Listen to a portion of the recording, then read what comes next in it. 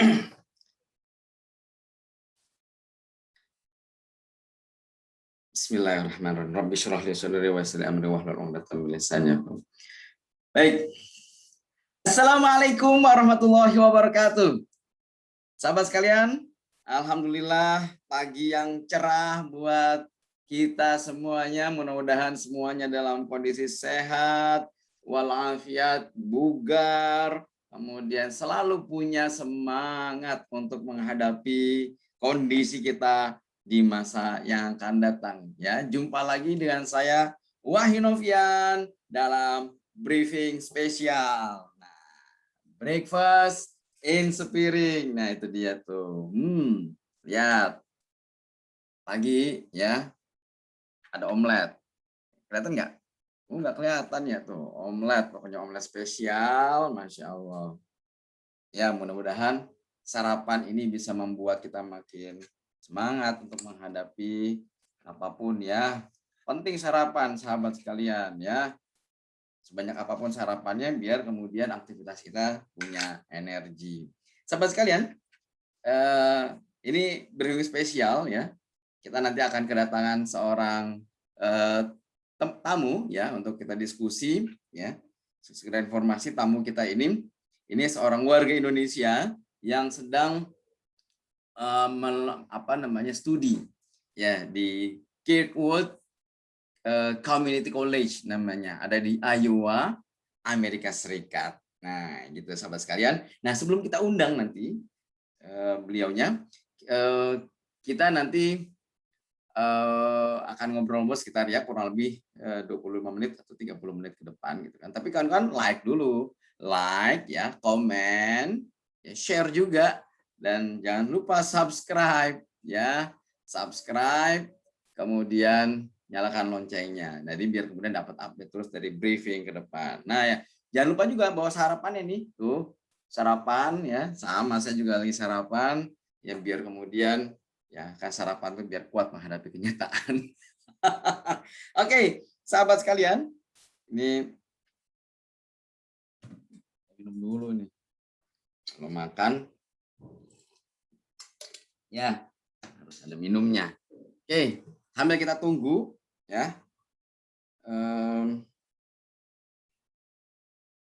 Sahabat kita nanti ini yang akan gabung bersama dengan kita.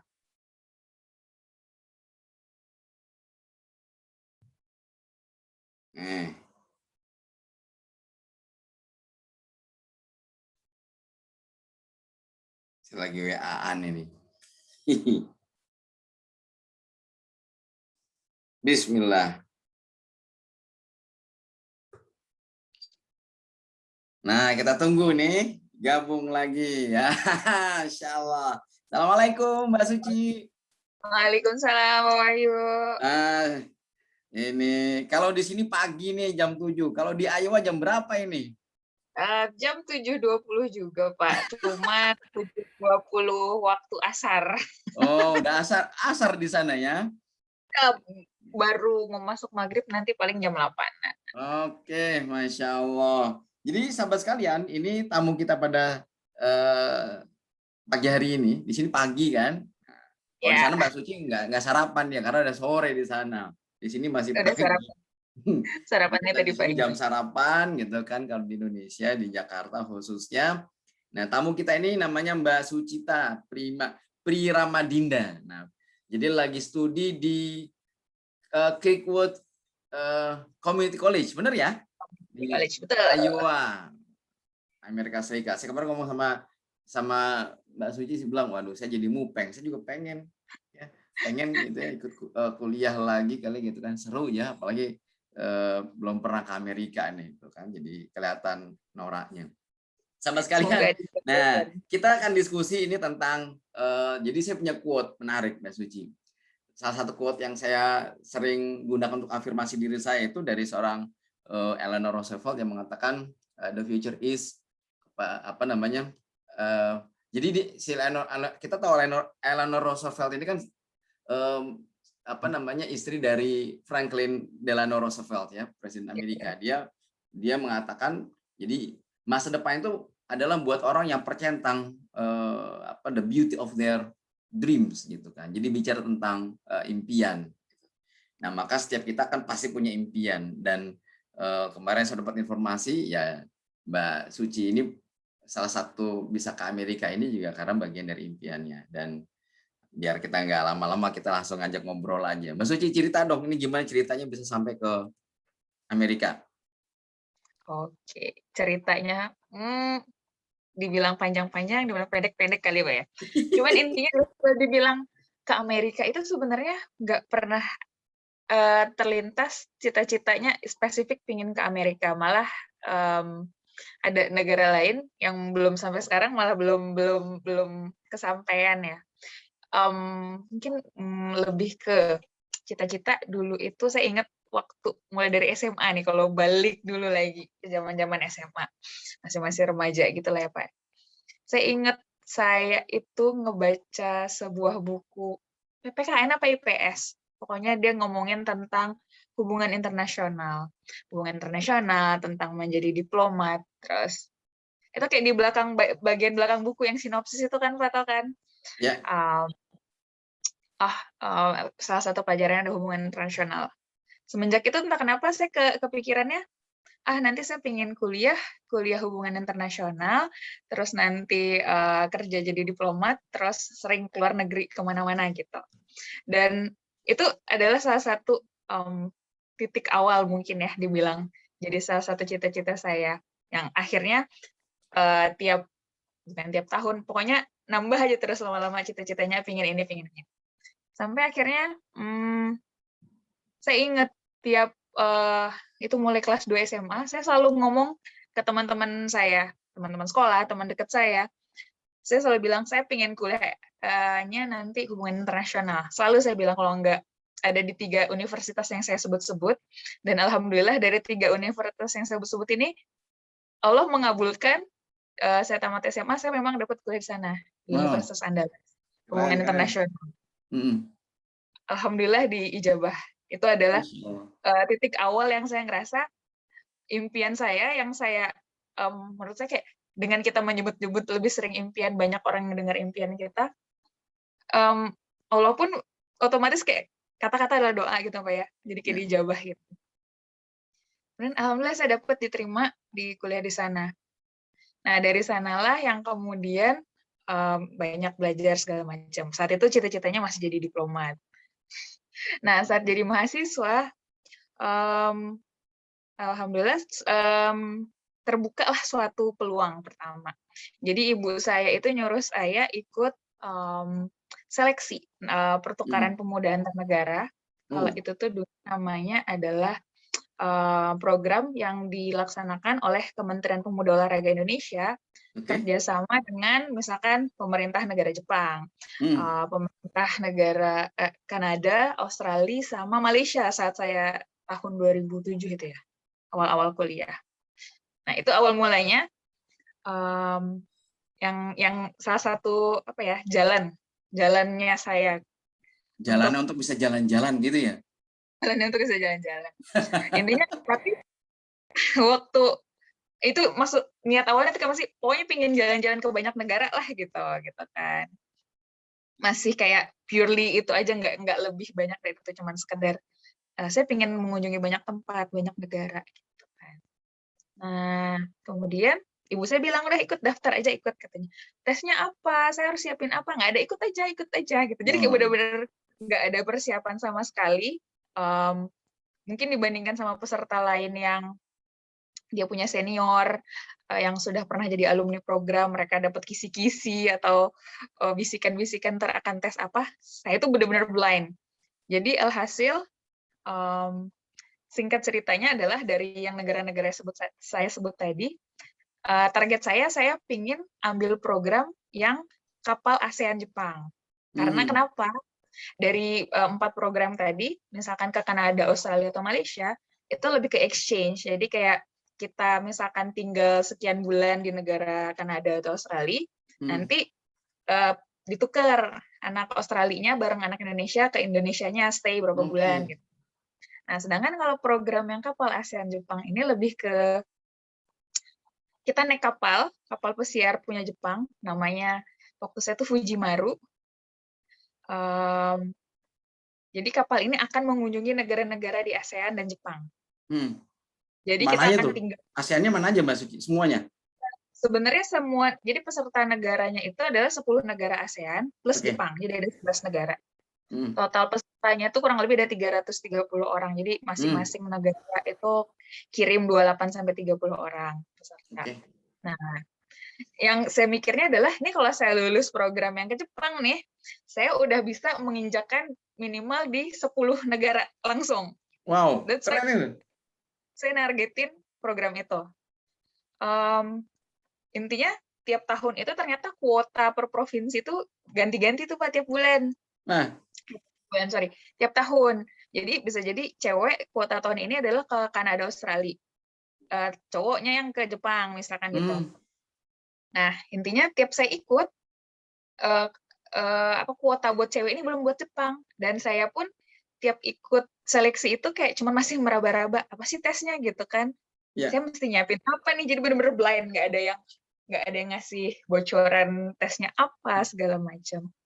Singkat cerita, saya udah 3 kali ikut tes yang pertukaran pemuda ini, nggak lulus-lulus. Di tahun 2011 saya dapat info dari dosen dan teman saya, ada program beasiswa dari pemerintah Amerika ke Amerika. Belajar bahasa Inggris kurang lebih 8 pekan lah di Amerika, di kampus di Amerika sana. Dan dia memang menargetkan itu anak-anak mahasiswa yang sudah semester 6 atau 7 yang udah mau tamat lah gitu. Tinggal skripsi.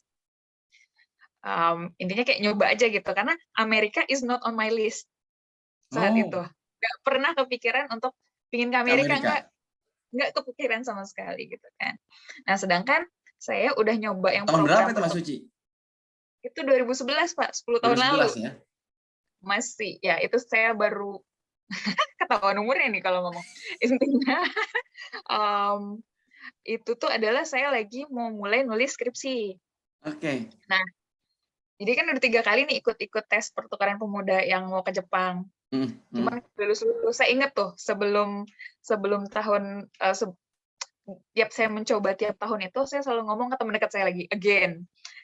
Saya selalu bilang, gue bakal ke Jepang, gue bakal ikut program ASEAN Jepang nih, kata. Kayak saya selalu bilang, kapan, kata teman, ya tahun ini. Yakin ya, nggak tahun ini, tahun depan gitu. Pokoknya kayak pede aja gitu Pak. Kayak ada orang yang ngomong, you fake it until you make it. Jadi kayak pura-pura aja, iya bakal gitu, sampai benar kejadian gitu. Masya Allah.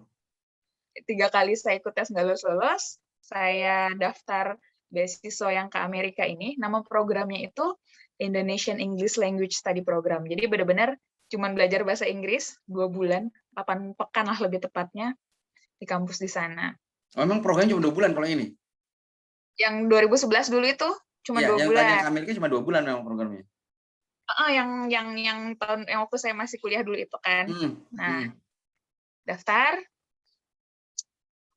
ya udah ikutin prosesnya aja, dan menurut saya itu termasuk yang simple dibandingkan proses seleksi yang pertukaran pemuda yang dari Kemenpora itu kan. Kalau Kemenpora tuh di samping harus bikin esai, kita harus nyiapin seni budaya, mau tari atau nyanyian daerah segala macam. Pokoknya persiapannya banyak, interviewnya banyak. Sedangkan kalau yang program Amerika ini, kita cuma disuruh apply, kirim berkas-berkas administrasi, terus bikin esai. Mereka kan ada beberapa esai. Sudah, kalau lulus tahap wawancara lulus sudah berangkat ke Amerika gitu. Bikin paspor, dibikinin visa segala macam. Nah, pada dulu 2011 itu ternyata saya lulus.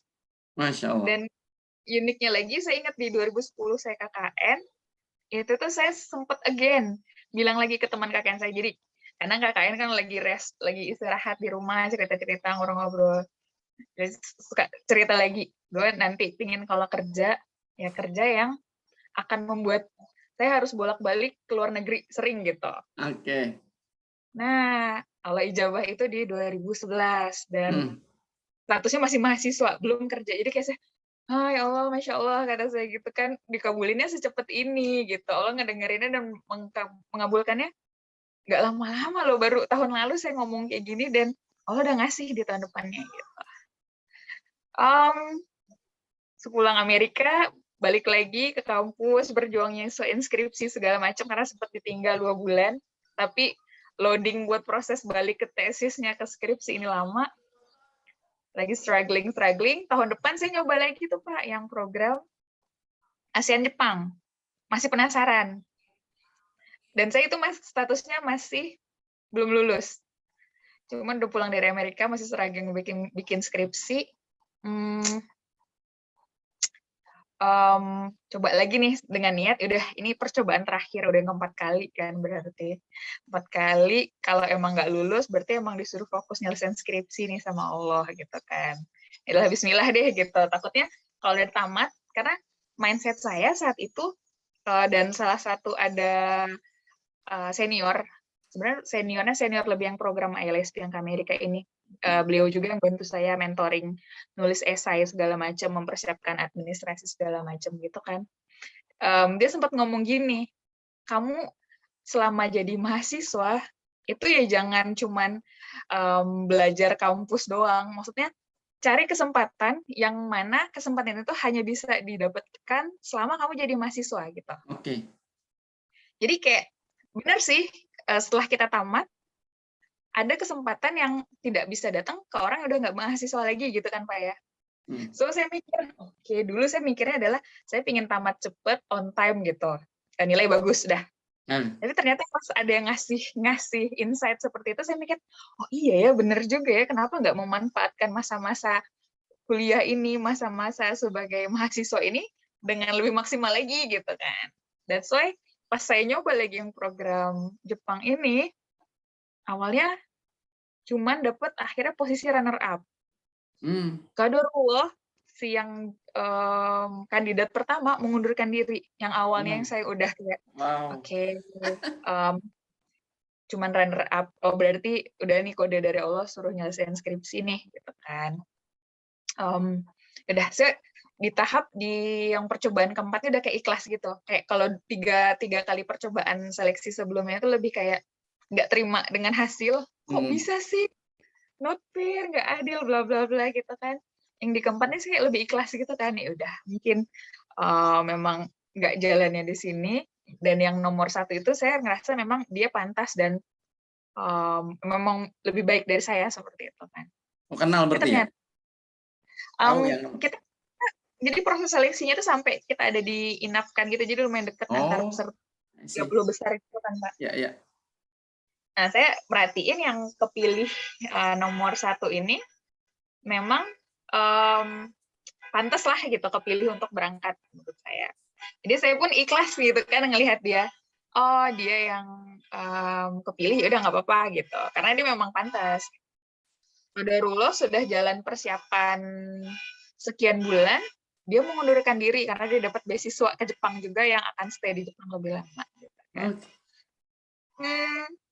Saya yang posisinya runner up tiba-tiba dihubungin, Suci siap-siap ya, kamu harus ikut persiapan segala macam. Karena yang nomor 1 itu mengundurkan diri, jadinya kamu yang berangkat ya. Itu yang saya kayak galau gitu kan Pak. Kayak gimana nih kata saya gitu kan. Dan orang tua pun ada 2 suara. Bapak saya pinginnya saya nyelesain skripsi, ibu saya bilang, kamu kan udah nyoba terus, ya udahlah ikut aja lanjut terus katanya gitu kan. Karena dari awal kan ibu saya memang agak getol ya dari awal kan. Akhirnya ya udahlah, menurut saya ini yang sudah saya impi-impikan udah dari berapa tahun lalu gitu kan, penasaran, dan memang akhirnya Allah kasih gitu jalannya seperti itu. Dan di sana saya mikir salah satu yang pelajaran yang saya dapat adalah kadang di saat kita udah paling pasrah gitu, udah nggak ngarepin apa-apa, malah ngasih di saat seperti itu gitu, kita udah ikhlas. Saat kita paling ikhlas, di sanalah Allah malah ngasih, mengabulkan apa yang kita mau gitu. Masya Allah. Masya Allah kata saya gitu. Itu berapa bulan di sana Mbak Suci? Kalau yang program kapal pemuda ASEAN Jepang berarti jadi ini 10 negara itu? Enggak, jadi ternyata dia kan udah saya itu tahun 38 udah di program di tahun ke-38 ya Pak ya? 38, 39, 39, 39.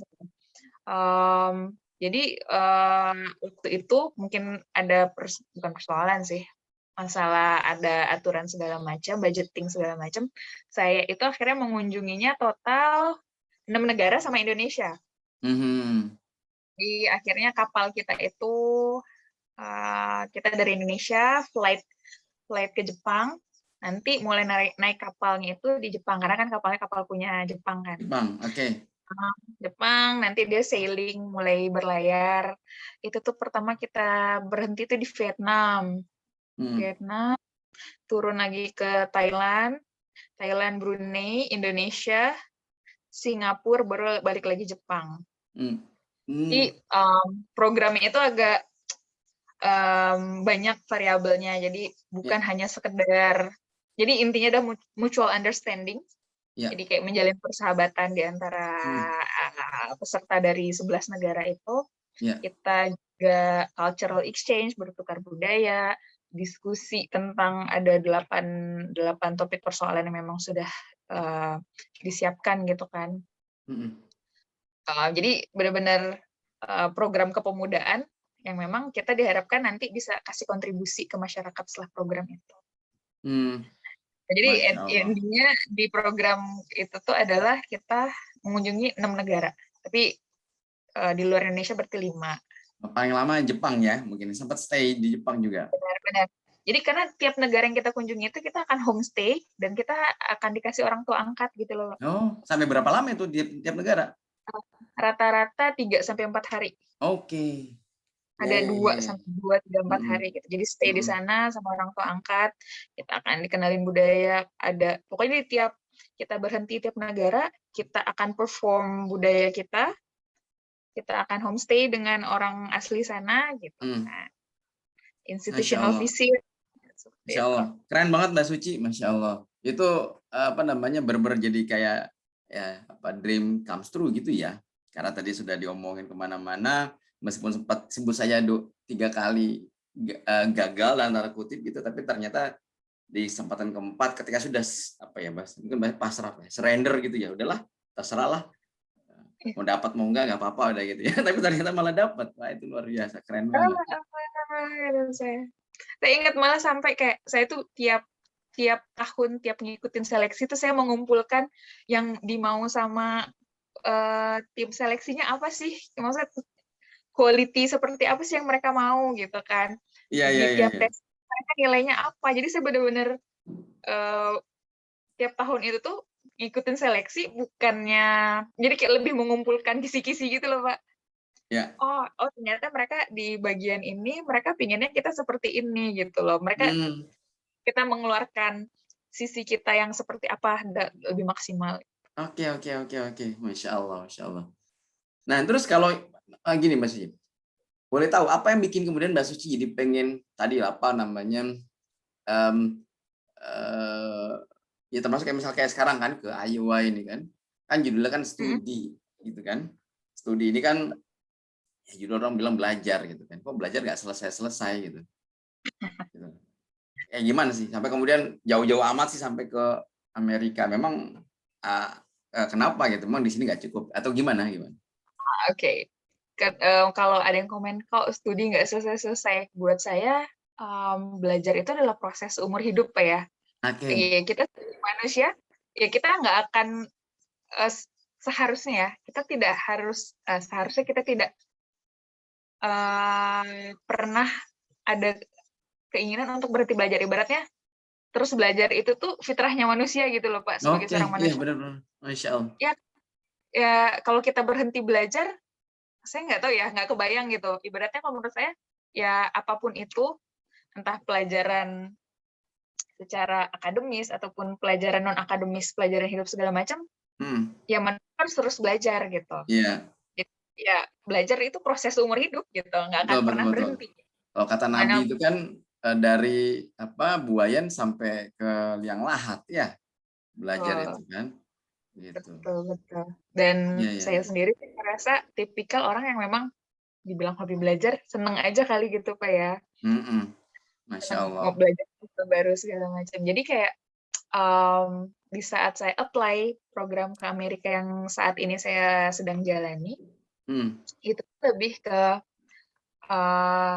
setelah sekian tahun bekerja gitu kan, tamat kuliah, kerja, menjalani kehidupan sebagai seorang pekerja kantoran, meskipun terakhir kerja di sebuah lembaga kemanusiaan yang alhamdulillah, masya Allah, menurut saya sebagai salah satu pencapaian satu cita-cita saya yang lainnya gitu kan, kerja di kemanusiaan ini.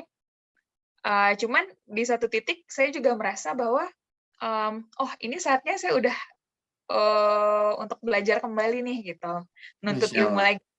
Mungkin we take a break, istirahat dulu kerjanya, ibaratnya udah ngumpulin pengalaman dan ya sebagai seorang pekerja sosial gitu Pak ya. Kemanusiaan namanya.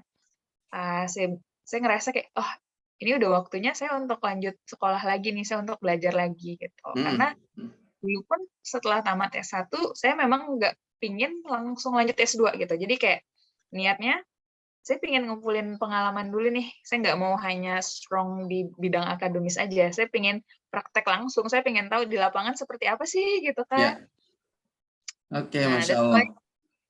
Mantap, sekian tahun kerja, apply S2 ini agak complicated. Intinya terbukalah jalan untuk yang program sekarang ini, yang memang bukan program. Ini non-degree atau degree? Non-degree. Oke, non-degree. Jadi 1 year program 1 tahun akademis, tapi non-degree, jadi tanpa gelar, lebih ke technical skill mungkin ya. Jadi lebih banyak belajar yang pelajarannya akan lebih bisa diaplikasikan ke bidang pekerjaan nantinya. Ya. Oke, Masya Allah. Ini Mbak Suci kan gini, kan kalau kita di briefing ini kan sering angkat topik tentang ya bagian dari winning mindset itu adalah ada growth mindset. Jadi menurut saya tadi yang Mbak Suci ceritakan tadi itu bagian dari ya growth mindset itself gitu kan, di mana seorang Sucita itu kemudian selalu tadi mengatakan tidak mau ya belajar terus sepanjang hidup gitu kan, dan kemudian bahkan tadi gitu kan keep trying meskipun tadi ya belum tercapai gitu kan, impian segala macam gitu, maka sampai kemudian akhirnya juga bisa sampai di apa yang diimpikan tadi begitu kan. Dan mungkin gini Mbak Suci, mungkin boleh di share mungkin ya pada kawan-kawan. Ini nggak kerasa kita sudah 25 menitan diskusi ini, ngobrolnya enak banget ini. Gini Mbak Suci, mungkin bisa di-share tadi semacam tips gitu kan, gimana sih biar kemudian apa yang kita sebutkan impian tadi itu juga bermanfaat buat kita ya, menambah wawasan ya kan. Jadi kalau kita bicara dalam konteks growth mindset tadi, kita bicara tentang ya mindset yang selalu bertumbuh gitu kan, sehingga kita mau belajar apa saja, kemudian kita mau menikmati dinamikanya. Kadang tadi kayak Mbak Suci ya gagal dicoba lagi gitu kan, ini kan keren banget gitu, dan sampai akhirnya ya dream itu ya memang bisa dicapai. Mungkin ada yang bisa di-share semacam tipsnya gitu kan, sehingga kemudian Mbak Suci tadi ya pernah tadi yang ke Jepang tadi, kemudian bahkan tadi di lembaga kemanusiaan itu juga impian Mbak Suci, dan kemudian sekarang ada di Amerika gitu kan, mungkin bisa dibagikan buat kita semuanya nih. Oke. Mungkin kalau dari pribadi saya sendiri, kalau saya melihatnya, satu gini, jangan pernah meragukan diri sendiri. Minimal langkah awalnya kalau buat saya ya Pak ya, kita harus yakin sama diri kita sendiri. Segimana-gimananya diri kita, yang tahu diri kita kan kita, kemampuan kita seperti apa. Tapi itu akan menjadi sangat tidak baik buat diri kita kalau kita udah meragukan diri kita sendiri, underestimate diri sendiri. Itu sangat berpengaruh kalau buat saya. Karena kayak banyak orang, misalkan tiap saya tawarin teman-teman saya, beberapa kawan-kawan saya yang bilang, ayo daftar yuk gitu kan. Mereka udah mundur duluan, bahasa Inggris gue nggak bagus, segala macam, gue nggak bisa bahasa Inggris. Padahal saya pribadi sendiri ngerasa bahasa Inggris saya standar-standar aja gitu Pak. Karena kayak untuk beberapa program luar negeri memang mensyaratkan misalkan TOEFL minimal 450 atau ada kemampuan bahasa Inggris segala macam. Intinya saya sendiri merasa sebenarnya bahasa Inggris saya tuh biasa aja, bukan yang extraordinary atau yang hebat banget enggak. Cuman saya ada tipikal pede, ya udah saya pede dan saya yakin meskipun saya tahu kemampuannya tidak sehebat itu, cuman saya percaya gitu kayak we are not that bad gitu loh. Bahkan kita sebenarnya bisa improve diri kita. Jadi jangan pernah underestimate diri sendiri gitu loh. Percaya, believe in yourself itu kayak benar, coba praktekin bahwa percaya pada diri sendiri. Kalau bukan kita yang percaya sama diri kita, siapa lagi siapa ya? lagi? Gitu kan. Benar-benar. Bahkan kalau mau memandang dunia ini skeptis, orang-orang pun pasti bakal lebih banyak yang menjatuhkan kita dibanding yang mau ngangkat kita gitu, yang mau support gitu. Jadi instead of mengharapkan orang lain yang akan mensupport kita, mengangkat kita, mendukung kita, yang mulai dari diri kita sendiri gitu. Kemudian bahkan ibaratnya orang selalu bilang, oh bahasa Inggrisnya kamu memang hebat sih. Enggak, bahkan saya tuh butuh 7 tahun untuk memahami grammar bahasa Inggris.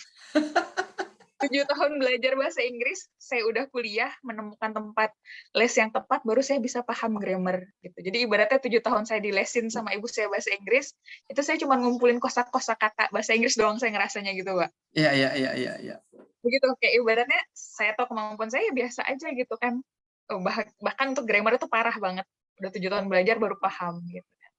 So, agak lucu kalau ada orang yang saya tahu dia nggak seburuk itu, maksudnya mereka bisa kok, mereka bagus, good enough gitu loh, tapi udah mundur duluan gitu kan, udah nggak pede duluan. So, itu udah satu langkah yang mematikan diri kita sendiri gitu kan, kalau udah underestimate diri. Kemudian, kalau saya merasa saya adalah tipikal orang yang persisten. Persisten ini kayak, mungkin kalau dalam istilah negatifnya, dibilang keras kepala, cuman in a good way, in a positive way, saya bilang itu adalah persisten itu kayak, ya saya akan terus mencoba gitu, untuk apa yang saya mau. Saya tahu apa yang saya mau, saya akan terus melakukannya sampai saya dapat gitu, misalkan. Good, keren banget. Jadi menurut saya ya keras kepala in a good way is good, gitu kan? Oke, Masya Allah. Balik lagi, jadi sebenarnya kita lah yang tahu apa yang kita mau, apa cita-cita kita, ya kita harus tahu gimana cara mencapainya gitu. Dan satu lagi balik, ya harus percaya sama diri sendiri gitu. Oke. Mantap banget Mbak Suci, Masya Allah. Jadi itu sahabat semuanya tuh ya, tuh tipsnya dikasih tuh. Pertama, pede sama dirinya sendiri. Kemudian yang kedua tuh itu, persistensi. Nah, Masya Allah. Mbak Suci, ini kalau kita lanjut, ini jangan sampai jam 12 malam nanti di Iowa. Insya Allah kapan-kapan kita lanjut lagi tuh, sambung-sambung lagi ya. Sukses terus di Iowa ya. Kabar-kabar ya, kalau ada peluang-peluang kebaikan di sana, itu kali aja bisa nyusul. And saya akan sangat welcome sekali kalau misalkan di teman-teman, Pak Wahyu ataupun siapapun yang mendengar podcast siapa ya? Yes. Bincang kita di briefing pagi ini. Saya akan sangat senang sekali kalau misalkan saya bisa berbagi atau share maksudnya tips and tricks lebih detailnya, misalkan untuk gimana sih nulis esai yang baik kalau mau apply program beasiswa seperti ini gitu. Oke, siap. Jadi kapan-kapan kalau kita undang lagi Mbak Suci, judulnya nanti bagaimana kiat menembus kuliah di luar negeri. Oh, gitu kali ya. Boleh. Oke, Masya Allah. Makasih banget Mbak Suci. Ini saya mau lanjut sarapan. Iya.